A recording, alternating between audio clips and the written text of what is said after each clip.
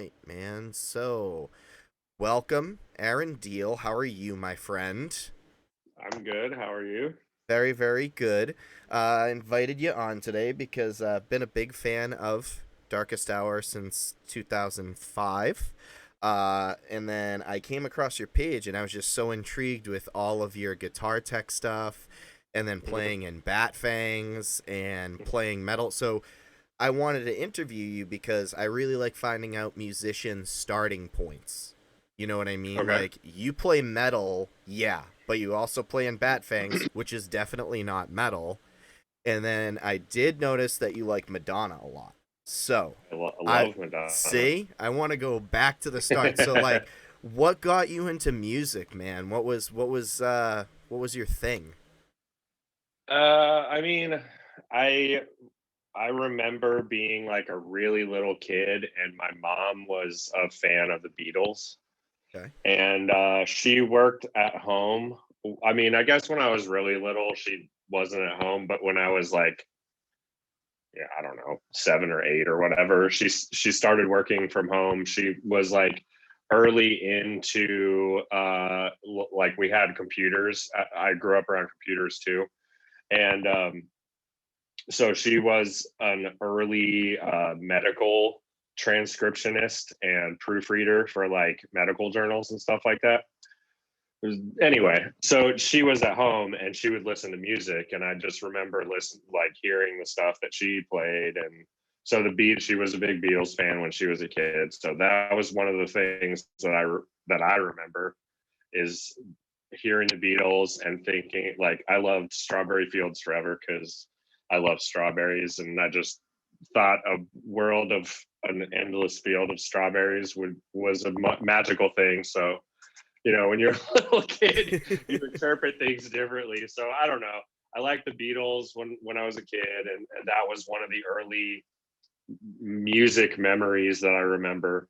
Um, I took piano lessons when I was a kid too, before I started playing rock and roll instruments. Okay. And so the story, like the funny, like leading from that world into the heavy metal world for me is I took piano lessons at this place called Twinbrook Music that's in Fairfax, Virginia. And they sold guitars there as well. And they had a big sheet music section. And so at one point, after I had been taking piano lessons for a little bit, my teacher, who, man, I want to say her name was Mary, but I'm not positively sure. It was a long time ago. That's a popular But piano teacher name, Mary. So you yeah, might be right. yeah, yeah. Her name was Mary. And she could tell that I was getting bored, and she took me out into the like guitar section of the store, and we looked at all the sheet music, and she asked me what I wanted to learn that would be more exciting for me. And I found a book, Metallica Master of Puppets, and she taught me how to play Master of Puppets on piano. No way. And yes, and then very shortly after that I got a bass guitar and started playing bass. That's So so awesome. So she taught it you how to didn't play it Metallica on piano. yeah, yeah. That's so dope. And I mean, that was a really, really cool thing of her to do, in my opinion, because I think, especially then, like, I mean, we're talking about this would have been the late 80s, I guess. Um, I just feel like a lot of music teachers, and especially like I teach piano at a music store in the suburbs or whatever, like they might not have the attitude of trying to go outside of the box that they're comfortable with, and in trying to like keep a student entertained or excited or engaged or whatever. And I mean, like I said, I really wish that I could actually remember her name, because I that was an amazing thing for her to do. So yeah. I can And then definitely. Oh, sorry. I could definitely relate to that because when I was younger and I was after learning guitar, piano, it yeah. was bass and guitar and drums. Really? Uh, yeah. So you ran the gamut. You play everything. Yeah, I mean, I'm not like I have a lot of really, really, really, really tremendous guitar players in my life, and I'm not like on the same level as those guys on guitar. But I've played drums and bass in several bands throughout my life. That's pretty awesome. So, your first band as a bassist, was that when you were in like your teens or anything like that? Like, did you play with a group of local people that when you were first starting out? Like, how'd you get into start playing music with other people? So the first band that I was in was in high school, and so I would have been like 14 or something like around that age, and I played drums in the first band that I was in. Okay. So it was just like it was basically the kids that I hung out with at school, and I was really into skateboarding as well. So it was like the kids that I skateboarded with, one of them played guitar and one of them played bass, and I this was actually like kind of how I started playing drums. Was I wanted they asked me if I could play, and my sister, after I had started playing bass, she wanted to play drums. And so my parents got a drum set, and we had a little like music room in our house.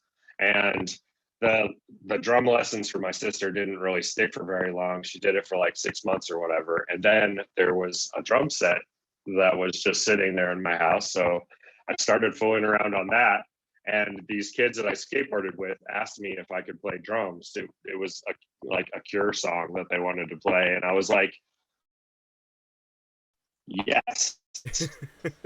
While secretly I didn't really know how to play drums yet, but I figured it out by like listening on a Walkman and playing along until I could do it, and that's how I started playing drums, and that's how I led into like my first band with other people. Cool. That's really cool. So, like, for you, taking that like that Metallica influence at the start, was that something that like you felt like you wanted to play that all the time, or did you start branching out when you started learning other instruments? I mean, I was excited about heavy metal when I was a kid because I mean, obviously, it's very exciting Hmm. music. There's a lot happening, and it's aggressive. And I guess just to people like I wanted to do aggressive things like skateboarding and playing, listening to heavy music or playing heavy music or whatever. But I mean, I already wasn't like specifically only into heavy metal. I was really into like Sonic Youth and Mudhoney and like I guess the grungy band and noisy bands before grunge became a thing, a real thing. You Okay. know what I mean? Yep. So I guess there was just like I guess I was sort of I may have been the odd person out that listens to heavy metal in my group when I was at that age. Okay. Okay. So like you were sort of like how with I feel like Darkest Hour too. The band itself was kind of ahead of its time. I mean, it started in '95, and I Right, found out about it in 2005 because that's when metalcore took off. So it was right. great that the band was still around, 10 years later, still doing music and everything, and that it did finally get the recognition it deserved. It took off, you know what I mean? So, joining in Yeah. 2011, what was that like for you? Well, so this is interesting too. Mike Schleibaum, the guitar player Hmm. from Dark Tower, was a friend of mine in high school. Oh, So we've known each other since before Darkest Hour was a band. And again, like at that time, I was probably, I mean, I was playing music, and Mike was playing guitar. And I mean, he came to the high school band's shows, and I mean, it was me. So I mean, I remember when he started playing, when he started Darkest Hour, and they were. I remember the first tapes, and all of that stuff, and going to the really early shows. So, I mean, I was around for the start of that band, even Mhm. though I wasn't in the band at the start. So joining Darkest Hour for me was so easy because I already knew them all. And it was just like you said. I mean, so 10 years or 15 years after Darkest Hour had been doing their thing, like that genre of music is established and the band is established. And I'm coming in as the new guy, Mhm. but I've like been there the whole time, kind of, you know? So, I mean, it was super easy. It was very natural to just come in and start playing with them.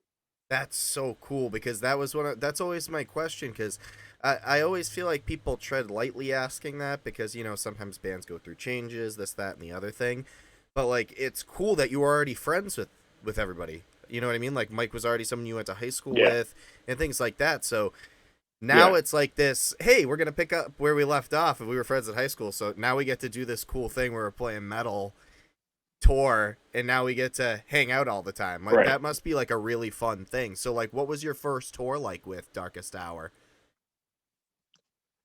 My first tour was Summer Slaughter in 2011.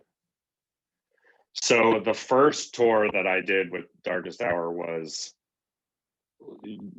like a 12 band package or whatever, playing like pretty good sized rooms. Mm-hmm. Cause I mean, that's a pretty well established tour. And it was Whitechapel and Black Dahlia Murder were the two like headlining bands of that year, and then Darkest Hour played right before that, and then 6 Feet Under I think was the band before that. Okay. So that was like the last four bands of the thing, and I remember like it was just like you said, man, it was cool to like hang out with my friends and travel and play the show. And I remember, like, I also distinctly remember the first time I heard any kind of heavy metal that was like heavier than Metallica or Anthrax or whatever. And it was Cannibal Corpse. Oh, And okay. so to see, and I mean, this would have been like in the early 90s, like Mm-hmm. right when that came out. And I remember like not really understanding it the first time I heard it. Like, what is going on with these vocals? You know what I mean? And of course, I've like become accustomed to that style of music. But for that to be my first like death metal experience when I was a kid hearing Cannibal Corpse, and then the first tour that I did with Darkest Hour, like I knew that it was time for us to play because 6 Feet Under, Chris Barnes is the singer for 6 Feet Under, and he was the original singer for Cannibal Corpse. They would play Hammer Smash Face, and it was just like it just tied it all together. You know what I mean? It was like, man, this song that I heard when I was a little kid that like scared the shit out of me. Now, like it's, I know when they start playing it, it's like almost my turn to go play now. That's So so that was cool. really cool.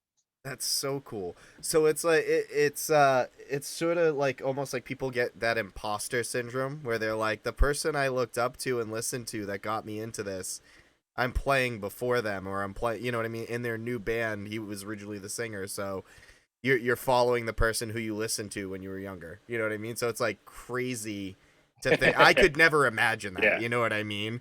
So on that tour, is it true that Trevor from the Black Dahlia Murder is like the sweetest person in the world because he seems like it on everything that I've Yeah. ever seen. Yeah. Like Yeah.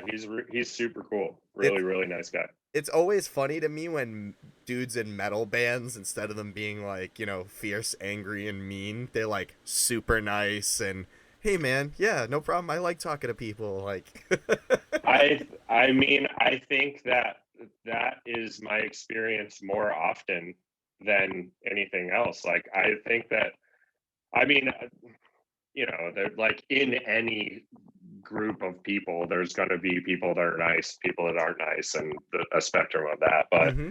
in, I mean, in my experience, like people that are into heavy metal deep are like are normally like pretty chilled out, like nice people, you know? I mean, it's not like I don't have any illusion that like raining blood or like smashing people's faces with hammers is like real. You know what I mean? It's Right. like obviously it's not real. And I don't act like that in in other circumstances. You know, I don't know. It's like if you take it, I mean, you know, when you like encounter a person that takes like heavy metal like really, really seriously, you're like, whoa, dude, like Yeah. Yeah. you're like, just take it down a notch. Like, this is all like art, man. It's like imagery. It's not real, man. They're like, you don't get it, and you're like, okay, we're done here. So during that first tour, it was like Yeah. must have been a crazy experience to be with like, that 12 group package, but what was it like after that tour? Let's see. What was the next thing? The next tour that we did Was it like a smaller was package the next tour? the So the next tour that I did would have been a European tour where Darkest Hour was supporting Machine Head. oh man.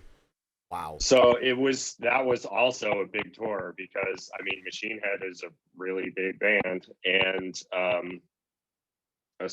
like that was one of my first times going to another continent. So it was my first time in Europe and playing shows supporting Machine Head was super fun because the shows were all awesome, you know? Yeah. So So like yeah, I mean, I just like kind of got into it and like hit the ground running, man, you know? that's pretty awesome. So you had two really cool back-to-back tours, the second one being going to another continent, you know what I mean? So Yeah. and I had said before on another interview, I want to say it was with Umbra Vitae, which is the guys from the Red Chord. If you've ever heard of the band The Red Chord, they're in a Okay. band called Umbra Vitae now, some of them, with Jake Bannon from Converge. Mhm. So one of the things that we were talking about is like heavy music in Europe. Is Mhm. it still as big like when you went over there? Is it still the like a bigger thing over there than it is here in America? Because I feel like it's pretty popular here in America, but everyone's always like, Americans always want to go tour in Europe, and Europeans always want to come to America to tour, or so it seems.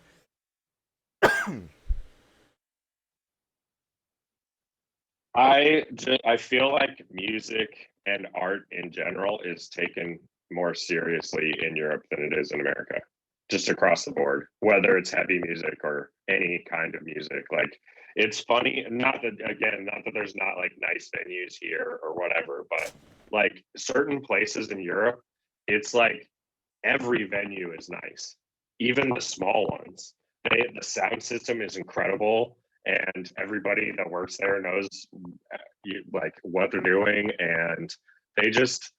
I just feel like Europeans have more respect for all kinds of art than Americans do.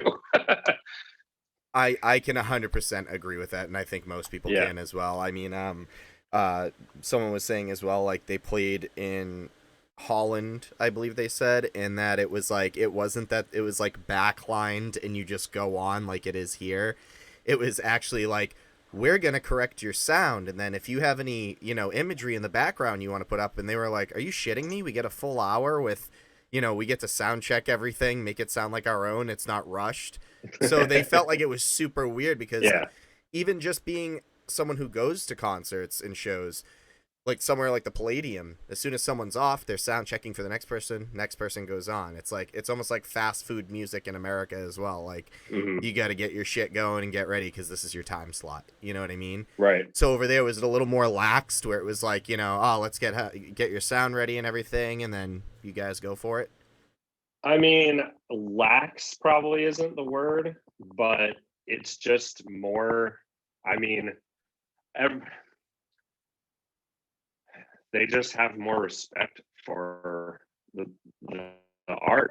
I suppose. I mean, so not like if you're on a bill with Machine Head and you're the first band, like Machine Head will set all of their, or not necessarily to pigeonhole them or anything, but just the Mhm. headlining band Yep. will set all their stuff up and get everything perfect, and they've got all of the early afternoon to get everything exactly the way that they want it, and then you like will backline the other band stuff in successive order. So you may not, and then if the first band, depending on how the time situation works out, might have a sound check as well. But I mean, that this is all before the doors open. That's relatively normal. What the situation you were describing, like just doing quick line checks between Mhm. each band. So I mean, it's not like you're gonna see one band play and then there's an hour difference where they're doing sound checks and stuff in between sets or anything. But it just seems like there's more preparation on the front end, and everything is just set up to do this. So they just take it more seriously over there, man. And like the venues seem better funded. It's not just like some room somewhere that's all the like a person wants to have a venue and they're like, oh, this is what's available and it is what it is. It's like, Yeah. and it's always a constant struggle to like maintain their sound system and all that stuff. Like some of these places in certain countries in Europe are like funded, you know what I'm saying? They're That's like really cool. sick. That's really cool. So like after that tour there, what are some of your favorite places that you've played to date, like past, present, and future? I mean, Is I grew up in Northern Virginia and like right around DC. And so, I mean, I remember going to the venues in DC and then like playing places like the Black Hat and the 930 Club are awesome.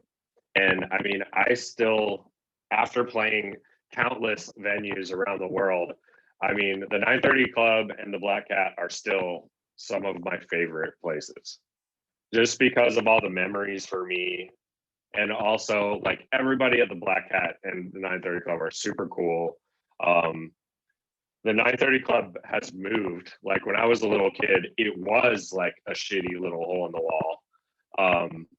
That I got to see a lot of really cool bands in, and then they moved into a bigger place with a better sound system and all that. And so it's been like that for 20 years or whatever. But that place, they give you cupcakes, like these really delicious cupcakes to sing at 30. that sounds so good. Other places, they are very, very rich. um, there's this place in Germany called Coney Island that is like, it's kind of like a punk squat, I guess, is how it started out, but it's a community that has all kinds of bands play, and then there's like a park around it, like a skateboard park around it. So it's this like little punk rock community with like cool graffiti and place for kids to skateboard and see punk shows and what like it just has a super cool vibe. That sounds awesome. um I'm like picturing it in my head. That sounds like yeah, something you'd see in like a Tony Hawk video game. yeah, totally, yeah, exactly like that. um yeah, I don't know, I mean, I guess those are it's hard to think of, trying to blink. In We Europe, was there played this. anywhere that was like crazy that really like was like, holy shit, this is insanity? mm, Or just struck you as like structurally really pretty or anything like that, where you were like, wow, this place is really nice? I guess, let's see. uh, There's this place in London called the Underworld. That's pretty cool. The stage is a little bit weird. It's like it's in the corner.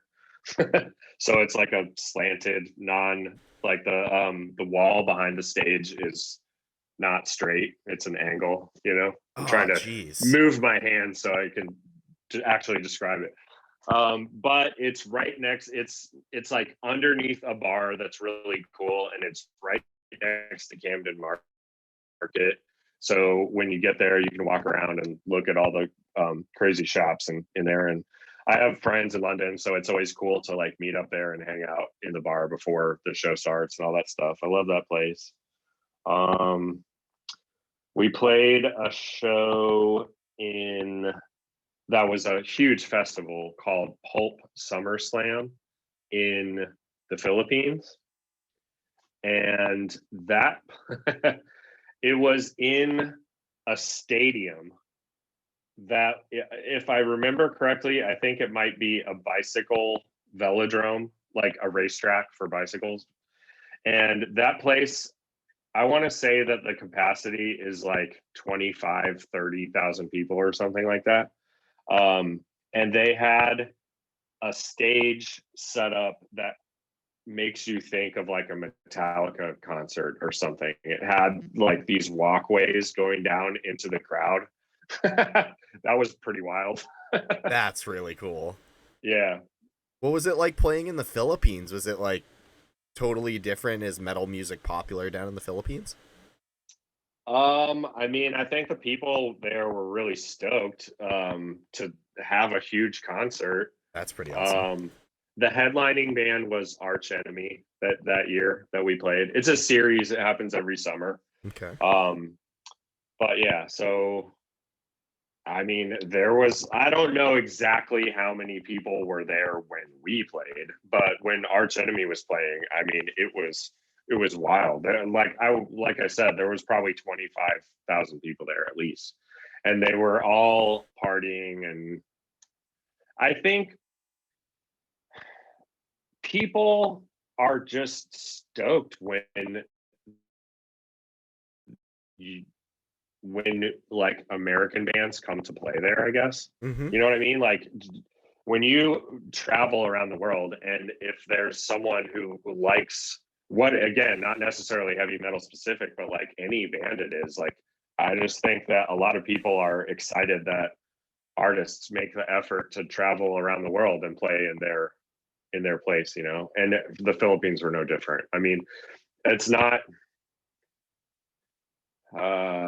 it's not a rich country in the grand scheme of, there's like a lot of people there that aren't wealthy. Right. And so this is like a summer festival, and the ticket price was cheap, so it was like a thing that lots and lots and lots, obviously 25,000 people could do and come to this concert with like little expense on their part, and like have a huge, awesome experience, you know? So, I mean, people are always excited for that kind of stuff.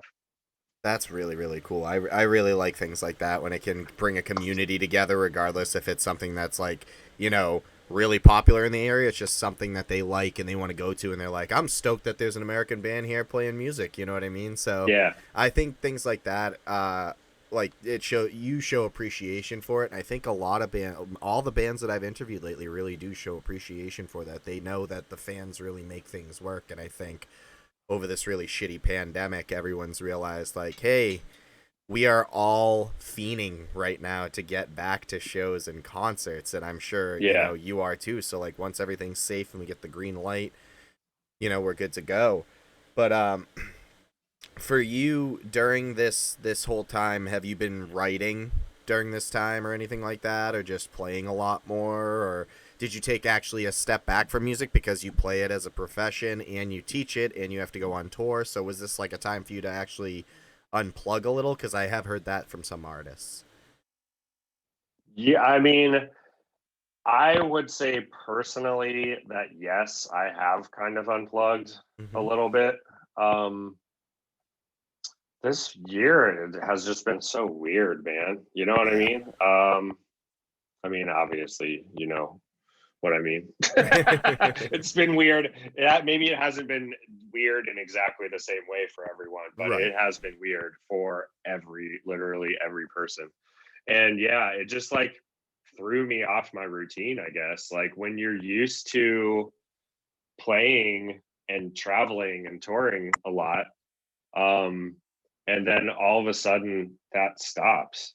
Like everything stopped, it felt like, and it was just like there's a vehicle that's in motion, and then all of a sudden it stops. It's like your whole perspective changes because you're not looking at things passing by or going from one place to another. You're just like, this is where we're at now. So it was really jarring for me personally, I guess, to adjust to not traveling and not doing all the things that I'm used to doing. And I don't know. I mean, I guess uh, it's hard to feel. It's been hard for me to feel like excited about just playing music by myself at home, I I get guess, you. I get you. if that makes sense. No, I I'm totally really, understand. really looking forward to playing with my friends again. And now that things are like it's starting to head in the right direction again, I'm definitely starting to get excited about playing with my friends again. So yeah, I haven't just been sitting in my room writing. I don't I I don't have like 100 albums ready to go or anything personally. that's, that's okay, man. It's cool that you unplug though, and you're like honest with yourself, and you're like, I'm not excited about writing, so I'm not gonna force myself to do it. Because then some people are just like, what's the point? We don't have an end date yet for something to be opened up. So I know that could mess with people's heads. So you know what I mean? It's better to just unplug and be like, I'm just gonna go about daily life as normal as I can right now.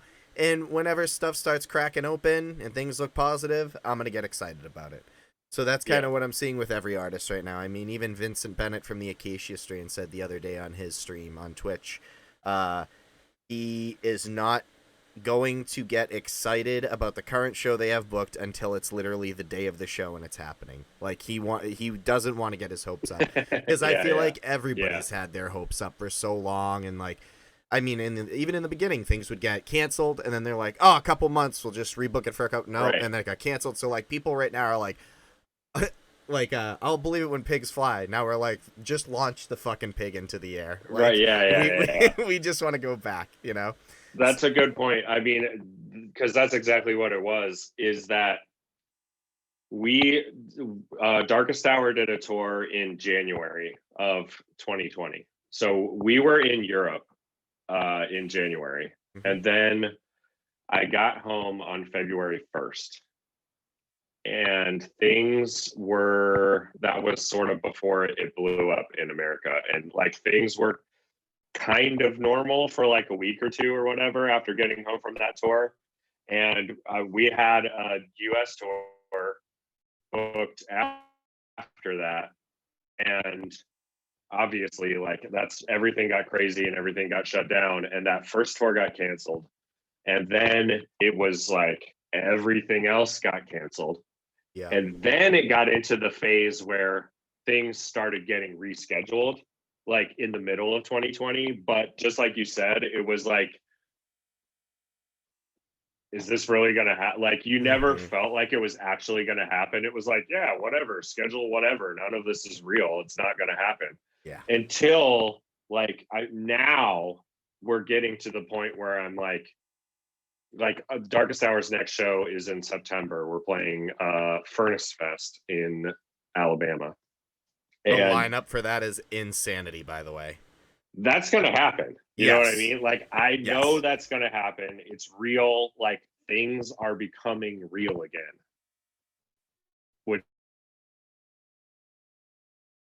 I agree with you that there was like a transition phase of like shock that everything was shut down and then everything got canceled. And then there was this like fantasy world in the middle where it was like, oh, let's reschedule this for then. But it's like, none of this is real. Yeah, exactly. We're back to real. We're getting back to real now. We're getting back to fucking real. Max Cavalera said it the other day. We can go back to raging soon. You know what I mean? That's right. So yeah, I'm ready to rage. Yeah, and I mean, rage. I've seen your page, man. You look like you guys have fun when you're out on the road. It looks like a group of friends just fucking having fun making music and just making people happy while they're out and about. So, A new question that I felt like asking bands lately is some of the so like you got into it in 2011 and you hit the ground running, right? Mhm. So, what was the first band that was really weird for you to meet and you're like, they are totally not what I thought they were? Like, was there anyone you met? Because I had interviewed someone earlier and they had said they met Corey Taylor before Slipknot was super huge, and he was like the sweetest fucking guy in the world, and like bought him takeout and was like, "Hey man, I seen that you were feeling down, so I brought you some food." Like, shit like that blows my mind. So like when people go out of Mm. what you think they may be or anything like that, like, have you ever met someone and you're like, this guy is totally, Hmm. someone who might seem wild on stage, and then off stage, you're like, dude, all they do is read books. That's all they do. Well, man, I don't know if I want to like blow up anybody's spot. Like if they have this carefully curated image of being tough or whatever it is, I don't know. I mean, I don't think it's a secret. This one secret, but like Cannibal Corpse again, like they're a band that you think of as like their album covers are terrifying and their songs and titles and lyrics are ridiculous and Mm-hmm. crazy and over the top, but they're like just like cool dudes. Like Corpse Grinder Mm-hmm. is like he's a nice guy. He doesn't grind corpses that I'm aware, or you know what I mean? Like That was really he good. I like that. Well, it's like the same thing when I asked you about Trevor from the Black Dahlia Murder, because if you listen to the Black Dahlia Murder and you listen to those lyrics, you're like, oh my god, he's like he can write the most prolific serial killer madman lyrics ever, and then you're like, wait, he likes cats and he's a nice person and he finds all these indie metal bands and promotes them on his page. Like, what a fucking yeah. gem! What a national treasure! Yeah. Yeah. Let's see if I can think of any other ones. I, I mean, I think that most people, just like we were talking about, like at the top of this, is that I think that most people in heavy metal bands are pretty cool. Like they're not like terrifying demons, murderers, or whatever. They're Mm-hmm. like you have to have some amount of humility to do this, Mm-hmm. um, because heavy metal is not the most glamorous. Like, not every band can be Metallica. You know what I Right. mean? Right. Like, and I say Metallica because they are probably the biggest heavy metal band in the world in terms of like ability to sell tickets or albums or whatever. They're like Oh, on one of the every biggest continent. heavy metal rock bands out there. Right. So not every heavy metal band can do that. And most heavy metal bands can't do that. Like, I mean, Machine Head is a really big heavy metal band, but they're not playing like the same place that Metallica would play when they go to whatever city. You know what I mean? Yep. Slipknot, Lamb of God, like bands like that. Those are really really big bands in heavy metal, but they're not the same as, I don't know, Miley Cyrus or Justin Bieber. yeah, It always you know, comes back to the like Biebs. and not to take anything away from those artists either. Like I think that it's great that they can sell as many tickets and that there's as many people that are excited about that music as there are. That's great. Mm-hmm. But I think that heavy metal is more of a like niche genre than pop music or I don't know, the Allman Brothers or something. You know what I mean? Mm-hmm. No. So, so from that regard, like you can put on this show and put on this facade of being a cannibal murderer or whatever and writing crazy lyrics, but in reality, it's like most heavy metal people aren't like rich and famous, like Right. Right. you don't get very far like if you act like an asshole all the time. So I think that, and also another aspect of it is that I think that, I mean, heavy metal is like an outlet for aggression. So for people to be able to say these crazy things or write these crazy lyrics or play drums or guitar super fast or whatever, like that's an outlet for negativity and aggression and stuff like that. So you just don't have it left in you to be mean or a jerk afterwards, you know. I don't know. Your energy Plus expenditure. it's more fun to be nice, isn't it? I think so. I think so too, and I think that that's kind of like what a lot of people are starting to realize is post-pandemic. A lot of people are realizing that kindness is a lot better idea. Oh yeah, that's the one that I'm drinking. Let's have some. I need Yeah. a beer, man. Yeah, Jesus. go for it, dude. All right, so what do we do? This one is This called is War Helmet Bicycle. So War Helmet Bicycle. go for it, buddy. Let's try it out. Check this out.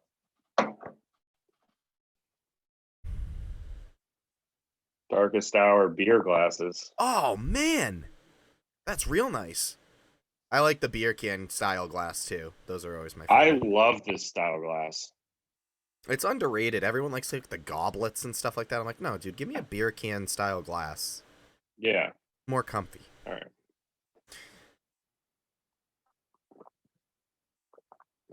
All right, that's good. That's We got it's all right. That's beer. I like it. awesome. It's not too heavy. It's not too hoppy. It's not too. I don't. There's definitely like a bunch of citrus up front. It tastes like juice almost. Good juice. Good juice. See? There we go.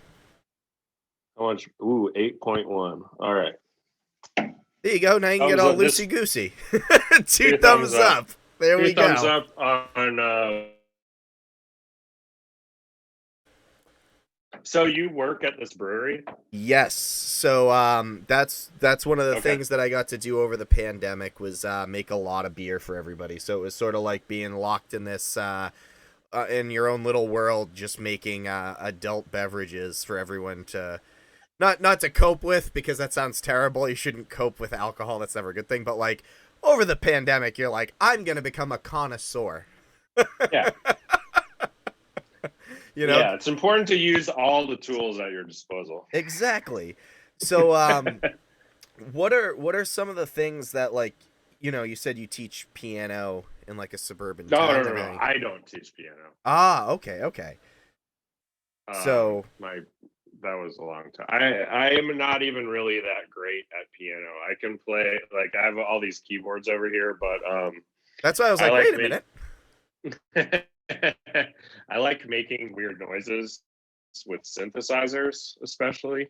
I guess this all really comes down to me liking weird noises. So I did notice that That's you were my doing like a musical synthwave fascination. thing, right? Like that's been Yeah. your little side project sort of thing. Yeah. So do you plan on making like a whole little EP or something with that? Because I love synthwave stuff. I like weird noises and things like that. I've already got there. It's on Bandcamp. There's one full length and one EP. So there's it's like 12 or 14 songs between the two of them. Awesome. So you can check that out. It's called Silvers. Silvers. Yep. And you can check that out on Bandcamp. And it's all there is guitar on a couple of songs. There's electric bass on a couple of songs, but it's mostly synthesizers and drum machines and stuff. So what's cool is you're a dude that like really likes different genres of music. So you started out with the Beatles thing when you were a kid. You really liked Madonna. You really liked Metallica as one of your first ones. But like currently you're doing metal. You're doing synthwave. And you're also doing, and I wanted to bring up Batfangs because I really fucking like Batfangs. I just wanted to let you know that. I happened, so like when I first set up this interview with you, I had clicked on it and I was like, oh, I'm going to check this out. And then it quickly became something that I was like, I just want to listen to like a classic sounding rock band that's like sort of like the Pixies and Joan Jett and then I was like, "Oh, this band is fucking great. I can put this on. I drive a lot for my current job. So Mhm. besides like helping with the brewery and stuff and doing this, um I have another full-time job, and with doing that I drive a ton. So like having more music to listen to is always super appreciated, and then having something different is super appreciated. So when I found Absolutely. Batfangs, I was like, "Oh, this is great." So what led you into Batfangs? So Batfangs is that's not my band, you know. Right. I'm the bass. I just play bass with them. But it's my friends Betsy plays guitar and sings, and Laura plays drums and sings, and I play bass. And I Betsy also plays in a band called X Hex, and Laura plays in a ton of different bands. She plays in a band called Speed Stick, a band called Cold Cream. I know she just like started playing with another band that I'm trying to blank on the name, but and she's a drummer, so she plays like she has tons of people that she plays with, you know. But so Betsy and I had been friends for a little while, and um, I saw Batfangs play a couple of times, and I thought they were totally awesome, and I wanted to play bass with them. I guess I so yeah, I just like hounded them until they let me play bass for them, I guess. You hounded them. I mean, I think it was a great hounding. I mean, some of their songs really stick out to me, man. Like you know, Wolf Bite has to be my favorite out of that Mhm. album. So that came out in 2018. Do they have anything in plans coming up? Like Yes. they do. Yes. There is new Batfangs music that is already recorded and it will be coming out later this year. That's awesome. So like now with everything So opening, stay tuned. yeah, stay tuned. Keep And your eyes out. are you excited to be able to play now now you can get double the band playing. Now that things are opening back up, you can just fucking smorgasbord, right? Yep, I'm definitely already trying to like the schedules are starting to like Darkest Hour will play here, Batfangs will play here, Darkest Hour will play here. So just like it was before. That's really awesome, man. I'm excited for you. And as shitty as the pandemic was, it must be nice that you had this little reset. You know what I mean? It's one silver lining item you could sort of have as a reset for you to relax, and now you can go back out on the road, and it's like you recharged everything. You know what I mean? Also, I think like one unexpected silver lining to this is the fact that when you are used to doing this stuff, when you're used to traveling Hmm. and going to crazy places like the Philippines or Indonesia or Germany or wherever it is, you know what I mean? Hmm. Because not every person has the capability or the not everyone is able to travel like that. And it's so like Americans, I mean, I speaking through the lens of being an American, I suppose. Like I know that there's lots of people in America that don't like travel very far away from where they live, like in Right. even into other places in America. I the only state that I haven't been to so far is Hawaii. I've been to all the other 49 states and I've been around the world, and it's so cool to be able to do that, and doing that changes your perspective on things, like when you realize that people in California or people in Germany or the Philippines aren't like so different, because people are people. I mean, of course, we have different traditions and cultures and all that stuff, but like people all want and need the same things, you know. Um, it makes the world feel smaller. And then, so when you're used to doing that, though, it almost becomes routine sometimes. Like you can take things for granted, I suppose. Okay. And now the fact that I haven't, this is the longest amount of time that I've been home in like 15 years Holy shit. without going anywhere. So, in like being forced to stop really puts it in perspective, like how special it is to get to do some of this stuff. So, that's one thing that I've been trying not to like take this for granted is my new perspective on like, man, I am so lucky that I get to do this. And I'm so fortunate that I've been able to see the things that I've seen and been to the places that I've been to. It's really special. And yeah, so I mean, this whole thing was horrible, but that's one thing that I've taken out of it is just like a newfound appreciation for all the things that I've already done in the past, and to hopefully when we get to start doing it again, not take it for granted and not think of it as a job or something that I get like that I'll always be able to do forever, because this proved that like sometimes things just like come from out of nowhere and stop your plans, you know? And it stopped everyone's plans. Like I can't just sit here and think that I'm going to play bass in a heavy metal band until I die or whatever. Like that's not necessarily what's going to happen. Like who knows what'll happen, you know? So appreciate all of these little things and all the big things for what they are. So I don't know. I've been thinking about that a lot. No, Just that's really taking cool, things, man. not That's really taking cool. things for granted.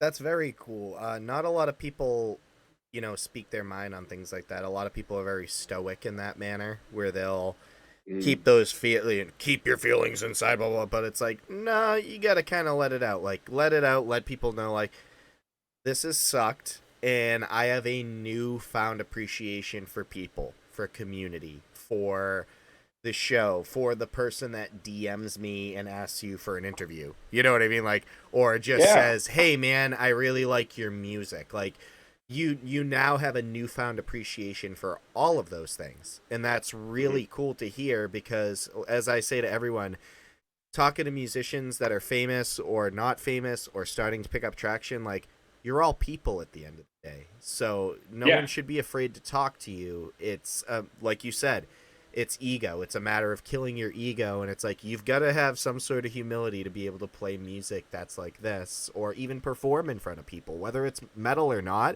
It's fucking terrifying getting in front of a group of people and playing Sure. music. I played pop punk and metal, and pop punk had a bigger crowd only because it was pop punk, but it was Hmm. just as fucking terrifying as the metal shows that I played as a teenager, because it's just you're playing in front of people, and if you screw up, they hear it. Yeah. You have to be, well, you don't have to, but in my opinion, the best kinds of art, you kind of like expose yourself. You know what I Mm-hmm. mean? You open yourself up and you expose parts of yourself that aren't necessarily open to everyone else all the time. And yeah, I mean, that takes courage, I guess, you know. But it's definitely, in my opinion, it's more exciting and more authentic that way, as opposed to like I'm this character, like playing a character or doing a job, you know? Like that, if that's what it is, like that's not really that fun. And to me, I don't think that would be that fun. I think it's way more fun to be a real person and exposed. Like I have feelings. I have feelings. I have emotions, just like you, just like my neighbor, just like your neighbor, just like the little kid that heard a Darkest Hour song for the first time. All of us are people, and we go through similar things. Maybe not everyone obviously has the same exact experiences, but it's way more cool to be honest about that and to like let exciting things happen and make exciting things happen instead of being guarded and not pretending like you don't have emotions or feelings and you're just like some kid, like you're clocking in and now yeah, I feel bad for picking on like certain. I don't know. I'm not picking, but Corpse Grinder. It's a name that Right. was chosen to exhibit a certain feeling. You know what I mean? But and again, I'm not saying that he does this or whatever. I'm just using that as an example. But like punching the clock and being like, "I'm Corpse Grinder now," Yeah. and then like, you know what I mean? Like it you're a person. We're all people, and it's okay to be people. Exactly. It's not like music needs to be like the WWE where it's like kayfabe and Yeah, you gotta yeah, fucking yeah. pretend. You know what I mean? Right. Yeah. Yeah. So ooh, excuse me.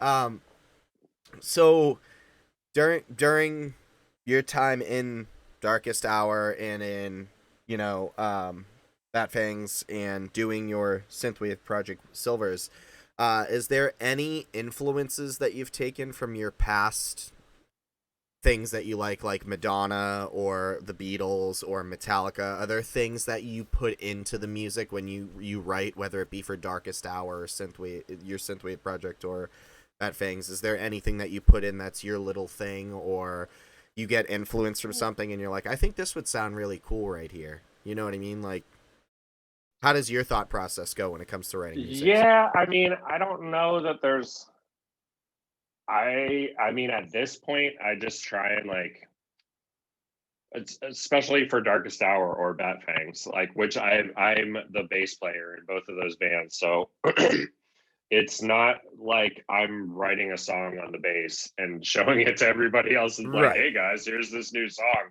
Here's this bass line that's going to be a song for. So that's not really the writing approach for either band. I come in, excuse me, kind of after the fact, and I think that being a good bass player, and I mean really a good musician in general, in within a group context, Mm-hmm. is being able to pay attention and again like not having an ego about because I mean realistically either Darkest Hour or Batfangs it's not like super technical complicated bass playing, it's playing. I feel like realistically in both of those projects it's more about playing something that sounds tight and making everything else sound good.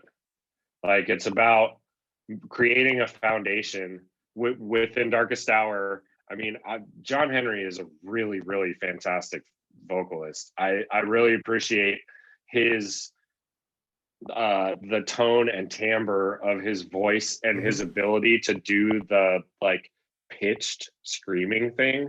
He's really, really good at that. And Mike and all of the guitar players that we play with in Darkest Hour are all phenomenal. I mean, Travis is one of the best drummers in the world too. And I mean, and I'm not even saying that just because I'm trying to brag about how good the band that I play with is. Like, it's unquestionable that Travis is one of the best drummers in the world, in my opinion. He's fantastic. So when He you're is playing with, ridiculous. His fills, his he's timing, his amazing. feet. It's yeah, everything's amazing. He's a machine. So I I just need to play something that like fits in and makes everything else sound good and creates a foundation for the vocals and for the guitar solos to stick out and shine. And like I'm the glue that holds it together, you know. Yep. That's what I think my job is. It's not about like me getting bummed out that I don't get to play a cool enough bass part or like wanting to be less Claypool or something like that. Like it's Right. not what it's about. In my opinion, it's about like, and it's when you're in a band, you're like on a team or in a gang or what, like that's what it feels like. And everybody has to do their part. It's not about everybody being flashy all the time or being the center of attention. It's about your unit being as tight and as strong as it can. So whatever other bass players, like all the good ones throughout history that have taken that course, that's where I take my influence from. I dig that. I dig that. I can agree Yeah, with that. yeah. Yeah, and I agree with the flashy thing. I do love when musicians can come together and just sort of put all the music together and they're like, all right, this sounds great. You know what I mean? I also find it fascinating when, let's say one member of the band is the primary music writer, but everyone agrees with that person, and you're like, holy shit, this is weird. How the whole group is like this fine tuned machine that all understands each other. You all know Mhm. what each other like, you know what I mean? And going back to the vocals for Darkest Hour, I mean, the vocals have stayed super consistent from the first album till now. I mean, you listen to some vocalists that scream and you're like, oh yeah, they can't scream anymore or anything. You know what I mean? Like so it's Oh, John really is way better than he was on the first album. It's not like he was the best thing ever on the first song note of the first album and he's like declined somehow. right. He's way better now, man. Mm-hmm. He's been getting stronger and stronger, in my opinion. It is really cool Yeah. because to me that's one of those things of like a musician that didn't burn himself out. He actually kept up with his craft and got better at it. Whereas like I said, some singers, some screamers, they get to a point where they had no training or they put no effort into it and now they Hmm. sound like shit and you're like, this isn't what they sound like last time I came to see them, and you're like, oh yeah, well that was 3 years ago and they've blown it out completely now. So Hmm. it's really cool to see that. Um, are there I like any? this one a lot, Do you like by that the one a way. lot? I like this one, yeah. All right, good. See, I try and pick good ones. I try. Look, it even looks like Juice a little bit. It does actually look like sort of like you left the orange juice out. Yeah. All right. One down. One down. Whew. So who are some local bands maybe in your area where you grew up where they may have been like someone that was, sort of just local and then they progressively got bigger. Like I've always played this sort of 7 degrees to Kevin Bacon thing where you can do any movie and then somehow get back Mm, to Kevin Bacon being in another movie with them.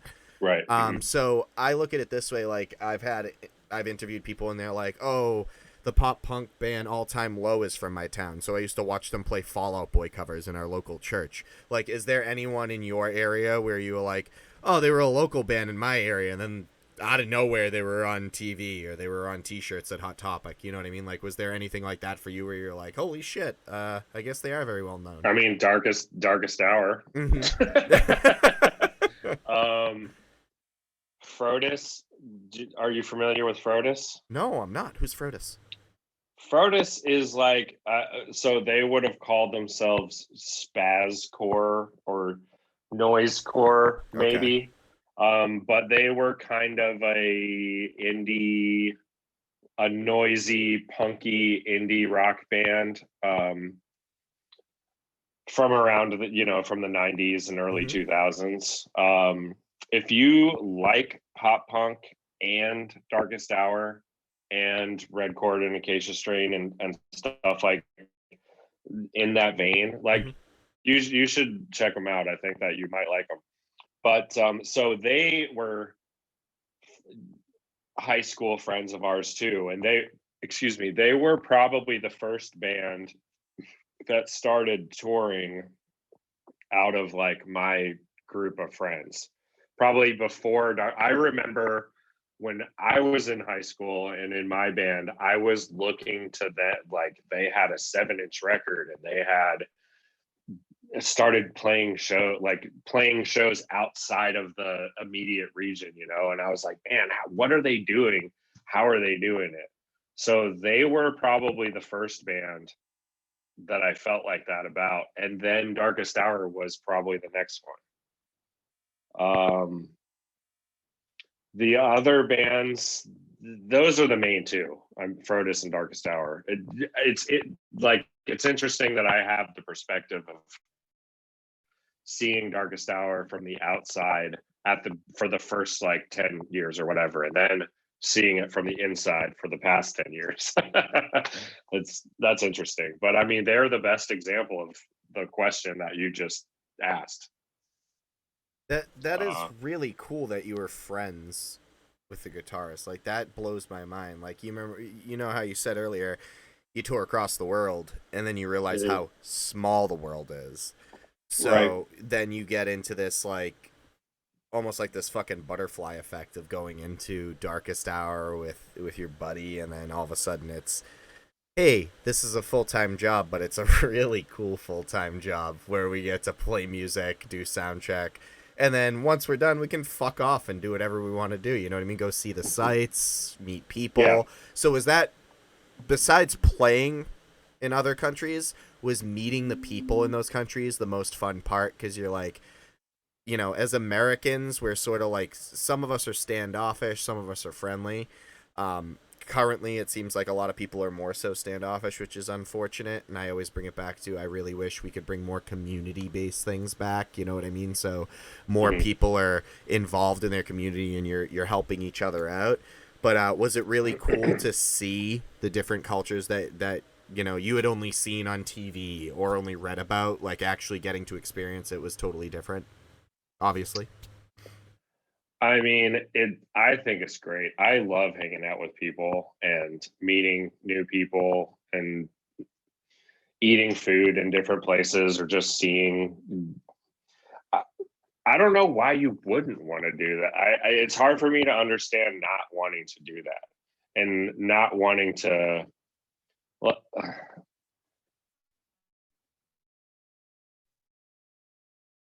like you said something earlier about the fans and um like without fans, without this whole operation, like needs the involvement of everyone. Like Mm-hmm. without fans, there would be no reason to tour. You know what I Exactly. mean? Exactly. And for me to not want to like I we Darkest Hour, I kind of get the impression that we're maybe a little bit more accessible than a lot of bands are. Like, I'll hang out in the fucking parking lot before and after the show. Like, just hanging out with people. And I've made friends around the Mm-hmm. world. There's people that I never would have met before that I met because I was hanging out, like making myself available for people to hang out with or for me to hang out with them. And now it's like, oh, I saw you at that one show. Now it's like a regular thing. Like every time we go to a certain city, there's like these people that always come out to the show, and it's like so good to see them. So it's just building a community of friends, and that community just keeps getting like bigger and bigger. It's hard for me to understand. Uh, to be fair, I every single person, like sometimes you don't feel like hanging out with, like you're in a Right. bad Yeah. mood, Yeah. or you're sick, or you don't feel good, or whatever. Like there's small situations like that where people don't want, where I wouldn't want to be around tons of people, but for the most part, like why would I not want to hang out with the people that want to come and see our band play? You know what I mean? It just doesn't make sense to me. I it's a community, and that's part of it, like being active in your community. I don't know, it's like maybe it's an ego thing again. It just feels so much cooler to be friendly and available and accessible, and instead of like some outside thing, like, I don't know. I feel like It, that's like fucking, that's like making it a point to be fucking like lonely. You know what I mean? Like, be yeah, part of the community. There's no point in being this standoffish person. This person's here because of you, yeah. and you wouldn't be here if not for them. So it comes to back to your So point. that means we're here together. Exactly. And Yeah, we we're should all in do this this thing. together. We're doing this thing together. Yeah, Because, like, man, playing a show with no people there, like, isn't. It's still fun, like rocking out with your friends, but it's like not as badass as when it's like a show with a bunch of people going crazy. You know what I mean? Like, yeah, it takes all of us to make a sick ass show happen. Yeah, and you're not gonna sing the chorus to your own fucking lyrics in an audience. They're gonna sing it for you. You know what I Yeah, mean? yeah, And that's what yeah, gives you that feeling to keep going forward, keep writing new music, and being like, exactly. this is the best job ever. Yeah, You know what I mean? So, exactly. I only have a couple more questions for you. Um, I feel like I want to ask more stuff along the lines of this. This I noticed that you guys had that new "Nothing But the Truth" song. So where did that come from for 2021? Was that just a planned sort of thing, or Nothing. That song, nothing but the truth. Oh wait, is that Are you talking about Dream Shade? yeah? So where did that all stem from? Okay, so uh, Fella is the guitar player in a band called Dream Shade Okay. from Switzerland, and um, we have been going through a little bit of lineup changes with guitar players recently, and for the past several, excuse me, for the past several tours that we've done in Europe, this guy Fella has been playing guitar with us. Okay. So yeah, his band is called Dream Shade, and they just put out a record called I believe the record is called A Pale Blue Dot, and that song, so that's a different band from Darkest Hour that John Henry did vocals on as a Okay. guest vocalist for his band. So that's the connection, though, is that Darkest Hour Fella had been he's a little bit younger than us. He had been a fan of Darkest Hour, and his band Dream Shade had played with Darkest Hour a long time ago. And then Darkest Hour was in the situation where we were touring Europe and we needed to have a guitar. We needed a guitar player, so we reached out to him to ask if he wanted to play with us. And so, yeah, for the past couple of years, he's been playing the second guitar position in Darkest Hour. And then when his band Dream Shade was recording, they asked John Henry to do guest spot on one of their songs. So that's how that song came about. Yeah, I was really fascinated because it had said "Darkest Hour." It didn't say John Henry. It said "Darkest Hour." So I was like, "What the fuck is this?" There's like three different artists on this track. Like, what is going on right now? Yeah, that's weird. That's interesting. But that is very cool that it was someone who is a fan of yours that played with you guys that now has a song with the people that he's a fan of. So like I said, it's that boomerang butterfly effect. You know what I mean? So like, Yeah, dude. I feel like our whole talk has been sort of community and kill them with kindness because that's what that's sort of what the fan deserves, and that's sort of what you know as a person you should be. You know what I I mean? think Like, that's what people deserve. People deserve to be treated fairly and honestly, man. And it doesn't matter if it's like within a heavy metal concert context or just like on the street. yeah, I don't know why they would be different. You know what I mean? yeah, Like, exactly. And I feel yeah, like people need to stop going off of the impression of like intimidation looks. Like someone can, as people say, resting bitch face. Like I have it all the time. I barely fucking smile. So if someone's gonna say something to me, they're probably gonna think I'm gonna have a nasty response. But I always look at people just. It's one of those things. So I feel like people, besides people not having a community thing, it's like people always have this stonewall face on lately because we're always looking at our fucking phone, or our attention yeah, span is super short. So like yeah. having this long conversation with you is extremely fun because to me it's like going to a bar with you right now and being like, this is a fucking band I've listened to since 2005, and he took the time out of his day to like hang out with me and have a beer. So this is Yeah. sort of my way of like just hanging out and being like, hey, let's have a beer and have a conversation. You know what I mean? What beer should I have next? What do you got over there? I always forget what I have Quest. Quest Okay, so Double that's a IPA. flagship double IPA. I have Northern Hemi. Okay, you don't want that one unless you want to go to bed like 2 seconds after you drink it. I think that's Okay, that's I'm the not. triple IPA. Whoa, Jesus Christ. Yeah. Okay. All right, I'll save that one for bedtime. And then I got Sulfite. I am a big fan Is of that a Soul Fight. bedtime one too? No, Soul Fight's a good So one. we should have Sulfite. All right, let's have Sulfite. Let's have Soul Fight. I feel like this is you sent me beers, and this has brews in the name. We should at least drink beers, right? Oh yeah, of course we should. Here's another. Oh, dude, I only drink PBR at every show I go to. And even if they're like, we have imported stuff, I'm like, I don't give a shit. I want, oh, dude, Miller Lite, another staple. Miller Lite is okay. So let me do a taste test. I don't even need to taste test them. I do enjoy PBR, but Miller Lite is, in my opinion, the greatest beer of all time because it has extreme drinkability, dude. Mm-hmm. PBR has a little like extra sweetness, a little like twang on top, and I feel like it's a tiny bit fuller body than Miller Lite. Like Miller Lite, the taste is perfect. It's nice and crisp, and you can drink like 100 of them.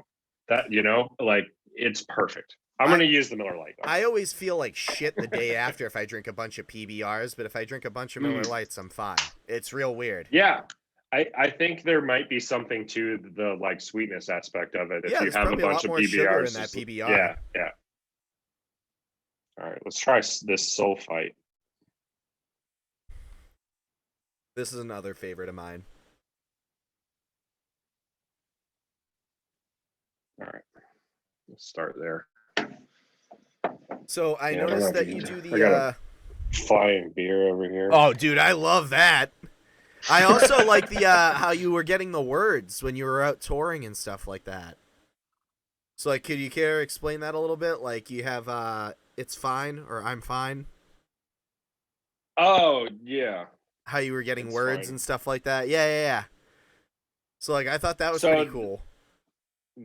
It's fine as a tour tattoo, and so a tour tattoo would be something that not Travis doesn't have any tattoos, but the rest of the members of the band all have either a few or a lot. Mm-hmm. And we like to, I think of getting tattoos on tour as like a souvenir instead of buying like some little knickknack, like a magnet for my refrigerator or whatever. Like a tattoo is like a souvenir for me. And it's weird how like when you're a kid, and people are like, oh, my tattoos have a story behind them, blah, blah, blah. It's like, but it doesn't necessarily always start out that way, but it turns into that, whether you want it to or not. Or at least that's my experience with it. And so, yeah, it's fine is a saying that we use in the band. And usually like it's fine means that it's not really fine. Like it means that it's okay. I guess it's okay. Yeah, I guess it's okay. Right. It's fine. Like if you ask someone a question and they're like, it's fine, it usually means it's not fine, but shut up. You know what I mean? Yeah, it's like I picked between two places to go to and I booked us a reservation here. And you're like, it's fine. It's fine. And they're like, I thought you liked it there. You're like, it's fucking food. It's fine. Yeah. That's what it's fine means. It means that, but instead of like, to me, it doesn't have a negative connotation. It has it's positive. It's fine means that you should stop worrying about every little thing. That's like every single thing is fine all of the time, no matter what, because there's no other fucking alternative. Right. Like things that in the past or up into something that happened a split second ago, like that shit already happened.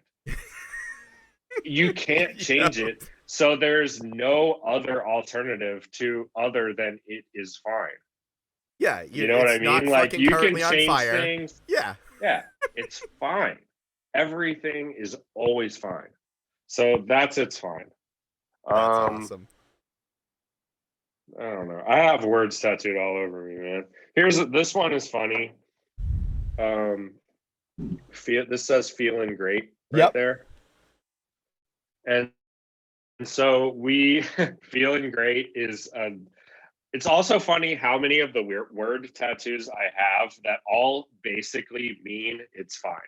I just realized, like, it's fine, feeling great. I'm like, that's another thing I've heard from people when It's the you're same like, thing. they look like shit, and you're like, you okay? They're like, I'm feeling great. Okay, so the story behind feeling great is that there a couple of years ago is when we got that tattoo, and I don't remember the specific incident, but when I woke up the next morning, so when you're on tour and you're in a tour bus, you can only you can go number one on the bus, but it's not advised. You can't go number two. So every morning you have to get off the bus and go find a place to take care of your human activities. And so this particular, we were in Europe, England, I think, and I woke up in the morning and got off the bus to go find a place to take care of my needs. And I ended up in a bookstore and I was in the bathroom and I pulled out my phone and started looking at the internet, pulled up Instagram. And the first picture was a picture of me, like blacked out, laying on the street somewhere. And of course, I was like, oh, I guess that happened last night. And then I remember Mike Schleibaum, like, then it's like starting to come back to me, right? And so I guess I had just like thrown a bunch of shit all over, like fallen down and dropped my drink or whatever. And Schleibaum was videoing me and asking me what, like, dude, are you okay? How are you doing? And I'm like, feeling great, dude, feeling great. So that's like, just like it's fine. My answer, however I feel, my answer is I feel great. That's fucking So awesome. we like took that to heart and we all got tattoos that said feeling great, right? But I was in the tattoo. I was one of the last people to get tattooed, and we're talking it over. And so every member of Darkest Hour, again with the exception of Travis, has a tattoo that says "feeling great." And there's two different styles for the other guys. And then I happened to be texting with Betsy from Batfangs, and I was like, "Hey, can you just like write feeling great on a piece of paper and take a picture of it and send it to me?" And she's like, "Okay." So this is a tattoo that I got in Budapest, but it's Betsy from Batfangs handwriting That's that so says awesome. feeling great. So this tattoo is really special to me. And whenever I like, when you have a lot of tattoos too, they just sort of like blend into the scenery, I guess. You just forget about like all the specific, because they're there all the time. Mm-hmm. You get used to them, you take them for granted. But then like sometimes when I'm looking down and I see this, it just like always makes me smile, because it makes me feel great. That's cool. That's a And fucking cool another reminder. story behind It's Fine, and like specifically why I got mine right here, Okay. is because no matter what I'm doing, it's a constant reminder that it's fine. Like if I'm like signing a contract or signing a check or typing or playing or whatever, like it's right there, dude. It's fine. It's always fine. It's always fine. I fucking dig that. I dig that. Constant reminder of the fact that it's fine, man. That's like the best positive reinforcement. You're like, oh, Yeah, yep, no, I'm reassured. Like, I like it's that. fine. Yep. No matter what you're doing, it's fine. It's always fine. So, what'd you think of this one here? Oh yeah, I forgot that we were doing it. Like, let me give me a sec. This one also looks like juice when you pour it. It has a citrusy look. That's the growing theme over there at Kettlehead. They're mad scientists. Is this one more alcoholic than the other one? Just by point This four. is 8.5. Okay. So this one tastes, it has a similar flavor to the other one. Like right up front, I get that kind of citrusy, but this one has another, it has like an alcohol-y, like almost like gas taste that comes up like right behind it. Yep. This one tastes a little bit fuller to me than the other one. This is very good though too. I could see myself drinking either one of these. Fuck yeah. So I didn't do Yeah. too bad picking out your palate, No, no, man. no, no. These are both good. I like both of these. Yeah. Awesome. Awesome. I think you'll like the other two a lot too. Cheers. Cheers, buddy. But as we wrap this here up, what are some things that you'd like to share? Is there any new stuff for Darkest Hour coming out for this year or next year? What are the plans with things opening back so up? we are working on writing new material. There will be another Darkest Hour record. I don't know exactly when that will happen yet. Are you sure, Aaron? Doubt. Are you sure, Aaron? Are you lying to us, Aaron? Sure. I'm not lying to you. I'm not lying to you at all. I know there will be another one. I don't know exactly when it will be. It most likely will not be this year. It will be next year sometime. But I don't know this. You know, we're not done writing it yet. So it's not like we have it in the can and it's like gonna come out next week or anything. And I'm lying. That's not the case. We're working on it, and yeah. So Furnace Fest in Birmingham, Alabama, in September. That will be cool.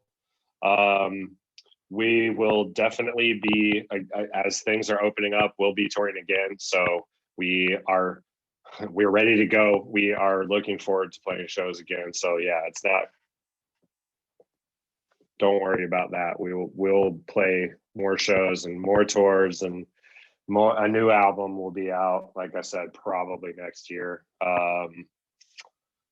We have a Patreon that has been pretty exciting. That has allowed us to kind of keep in touch with a core base of our fans in new, like, I guess that's another way that the pandemic has changed things or made us try and be more flexible in regards with reality. is that when you can't tour, you have to find new ways to stay in touch with the community that you built. And I think the Patreon is a pretty cool way to do that.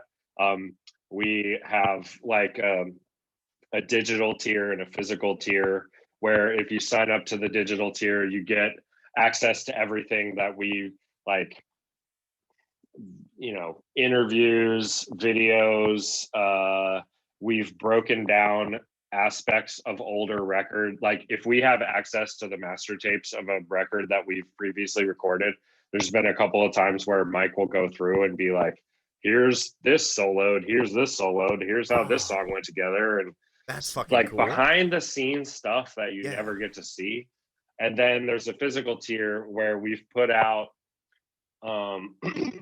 we recorded a streaming set at the Black Cat last year, and then it turned out so good that we pressed it to vinyl. So we made a record of the live from the Black Cat thing. We did a vinyl record of us playing Undoing Ruin from beginning to end. We did a 7-inch that is there's a Black Flag cover on there, and let's see, like, you know, just merch types, shirts, flags, stuff like that. So you can choose what level you want to get into it to, but that's been a really cool way of staying in touch with people. I guess that's the plan. And then as far as Batfangs goes, yeah, that record will be out later this year. I don't know. I know that it will be out this year. I don't know the exact release date yet. Uh, Um, and then we're looking to play some shows as well. So again, it's a little bit early for specifics. The one thing that I know for sure is the Furnace Fest thing. But aside from that, there's a lot of things in the works, and there will be more news coming out as we get a little bit closer, and hopefully everyone gets vaccinated and we can open up things and start living in our communities again. Fuck yeah, man. So again, Aaron, cheers, buddy. Thank you Cheers, for man. hanging out with me and talking to me. It means a lot to me as someone who's been a fan of Darkest Hour since 2005, and talking to you. And I play bass, so it's like sort of like one of those things where it's like I can connect with you on another level of the instrument thing. But Yeah. I really appreciate you taking the time. I appreciate you, having a drink or two with me. And I really look forward to Batfangs, Darkest Hour, and Silvers if you come out with more music for it. I want to hear everything because if anything has gotten a lot of people through this pandemic that hasn't been talked about a lot, it's musicians and artists. And I don't think you guys, Yeah. healthcare workers, get a lot of credit, of course, but who are you listening to on your ride to work? Who are you listening to when you go to the gym? Who are you listening to when so those are the things that I feel like need to be more recognized. So thank you. It Yeah. was a pleasure talking to you, and I look forward to everything that comes out in the future, man. Dude, thank you, man. Thanks for having me. Thanks for inviting me. And yeah, this has been fun. Awesome, man. You have a great night, okay? Cool. You too. Have a good one, bud.